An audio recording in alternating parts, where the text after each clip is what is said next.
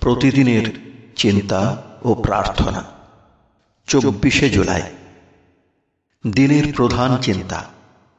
নিজের অজ্ঞাতেও তুমি প্রভুর হাতের এমন একটি যন্ত্রের মতো হইতে পারো যে তোমার মধ্য দিয়া তাঁহার শক্তির ধারা অপরকে স্পর্শ করিবে, মুখস্থ করা যায়।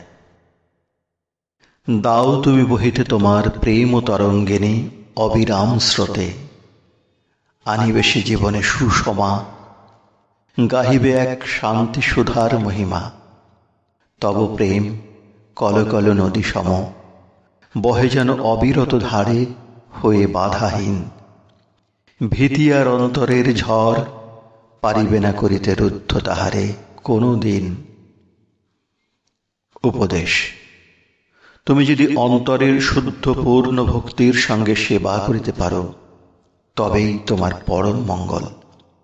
দিনের পর দিন তোমার নিজেকে আরো সৌভাগ্যের অধিকারী বলিয়া মনে হইবে। সহিষ্ণু হইয়া এবং অন্যের সঙ্গে মিল রক্ষা করিয়াই আমরা সেবা ও কাজে শক্তি লাভ করি।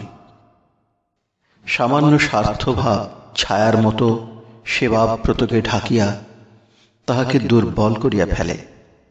সম্পূর্ণ আত্মনিবেদন ও প্রার্থনাশীলতায় আমাদের সেবার শক্তি দান করে। প্রেম ও সেবাগুণের পিছনে অন্য গুণও থাকা চায়, যেমন অন্তরের গভীর তীক্ষ্ণ দৃষ্টি ও নিবিড় আগ্রহ। সত্যই যদি সকলকে আমরা ভালোবাসিতে পারি, তবেই আমাদের জীবন সার্থকতা লাভ করিবে।